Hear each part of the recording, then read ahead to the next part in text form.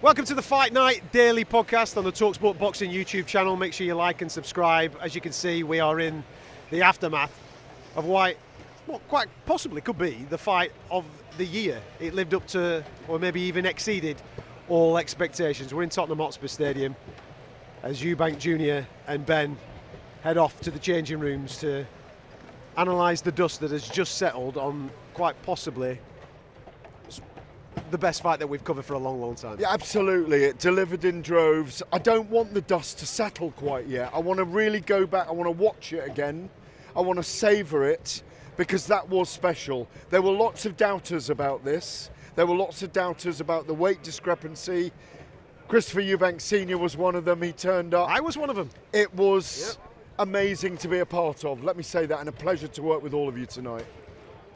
Give me your initial thoughts, Spence. Listen, let's be honest, we were all blown away by that, weren't we? I mean, did we expect it to turn out the way that it did? Look, the bloodline runs deep, we know that, and we know the history and the feud and the egos that were on the line and the will to win, but we never expected that. We got guys here, there's weight divisions for a reason. We got a welterweight boxing and middleweight, a seasoned middleweight, world-class middleweight, boxing a welterweight that's never even competed at the British level, and he's delivered. And the kid's been through a lot over the last 2.5 years with those failed drug tests and, you know, the inactivity and all of that. So we did not think that we would get the spectacle that we got. But Steve, we were actually both blown away. We were sitting there looking at it going, 11th and 12th round was the best 11th and 12th round that I've seen. It was more than just a fight. These are two young men representing their family, representing history, thinking that if it didn't work out, that they had to live with the future of letting the family down. This wasn't just a match between two opponents. This was two families fighting with pride. And those two young men, those two warriors, gladiators, they both dug down deep. They took their best shots. They took best shots. They came back. They fought right to the end. It's an absolute great fight. They fought with pride, determination, and they wanted to win because they were fighting for their history, their family history, and it was just an amazing event. It was one of the best fights that I've seen for a long, long time. What you just said there, just one minute. What you just said there about family pride, one man does get his hand raised, right?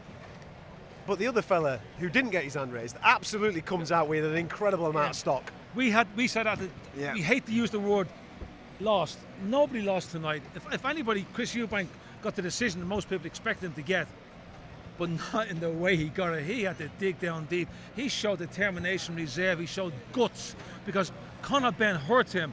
Conor Benn hurt Eubank more than Eubank hurt Conor Benn. And I think the public perception had changed massively, obviously, against Conor Benn with what he'd been through and what, you know, and all the rest of it. And you think, like, going into this ring, there was a lot of pressure on that kid's shoulders.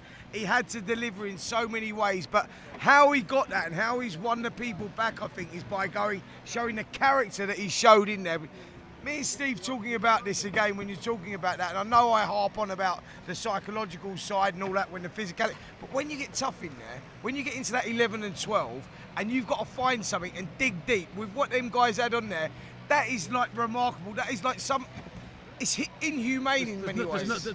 There's no question on their ability, their desire, their talent, their bravery, their guts, their conditioning, their fighting instinct. There's no question about that. They are the best you're going to see for a long, long time. Can I go into this historically, and am I being too praiseworthy for them to say this matches some of the great fights in the 80s with the Four Kings, where one guy stepping up from lightweight, another guy stepping up from welterweight? There's levels to that, there are, but in terms of intensity and what we saw, those first 4 or 5 rounds, if you're talking about what Steve just been talking about, heart, they were guts and just determination, throwing everything at each other, and it never relented. Every time a punch was thrown and one of them was hurt, he thought of his dad.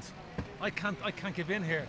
I can't let his dad beat my dad. They weren't fighting for themselves. They were fighting for their dads. Steve's got a massive point there, because I tell you what, in about round 9, round 10, Eubank was totally spent. He was gone. There was nothing left. I said to Steve off air, I said to him, he got nothing left, mate. He's totally, like, he was punching through treacle. It was like slow motion. And the kid went back to the corner, and I thought, he's done this round. And I don't know where he found it. Well, I do know where he found it from. I do know where he found it from. He dug deep. And Steve, How dark is that place, and how much soul searching have you got to do to go there? Because I tell you that is not an easy thing to do. There's something that triggers guys in the corner. Guys come back to the corner and they feel they're spent. It's over, and a coach can say something to them. Can say, "Your son is here watching. Your family are watching. You're representing. You know, you got to win this fight. You know what I mean, for your people or whatever triggers them." Every time they threw a punch, or took a punch, or landed, they thought of their parents, they thought of their dads. They showed their DNA, They didn't couldn't they? let their, absolutely. They showed the DNA. You don't need any tests or swabs. Believe me, they are their father's sons. Yeah. Regarding the undercard, because there was also some fantastic fights on that undercard as well, wasn't there, that kept us entertained throughout the course of the night? Which one jumps off the page for you? Listen, Lyndon Arthur showed a lot of character in there. We thought that was going to be the most one-sided fight on here. He proved us totally wrong, and it was Anthony Yard that actually had to dig deep and turn it around. And that, for me, was a fantastic fight. Absolutely loved that one because I wasn't expecting it to be like that. That was the one I thought was going to be a little one-sided. And I'll tell you something else as well. Liam Smith, the character that kid showed, and a coming of age, a new star is born in Aaron McKenna. And also a brilliant performance by Vidal Riley, who showed that he is a very slick stylist in an 18-foot ring against a very, very big Very puncher. dangerous man who wanted to trap him and cut the ring down. Every fight tonight was a main event. You're not going to get a card that'll match this. This was a freak show tonight. I mean, a freak show on the positive way. You're right. Absolutely. I saw 6 main events tonight. Yeah. No, I completely agree, and very rarely do you get that, especially in a football stadium on a night like this. What do we expect to happen next for both of these guys? We spoke about it on the radio show. Well, do you know, so what are you thinking, Spence? Listen, do you know what? I see what I'm thinking. I think that obviously Conor Benn's stock has rose. We know that he can compete at world level. He stepped up 2 weight divisions, and he's done that. And we just got people walking straight through the shop, but that's fine. Oh, go ahead, because it's we okay. understand. Yeah, go on number 3, why not? Anyway, you just look at that and you just go like, his stocks rose. Does he go back down to 147? From a selfish point of view, I want to see it again because it was a great fight. But that's taken a lot out of Chris Eubank Jr. He's 35 years of age and he's had a long, hard career. I want Ben to go and win a world title at welterweight. Conor should go and get himself a world title. You know, the rematch is a payday, but get yourself a world title and proved he's world class tonight, didn't he? And he has the talent and the ability to win a world title. On that performance, Conor Benn beats Barrios for the WBC title at 147. No problem at all. Does he beat Boots Ennis? No, listen. Boots is at 147.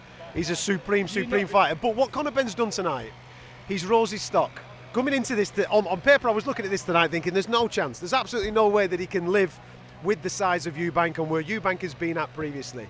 He's come out tonight and he showed new wrinkles to his game.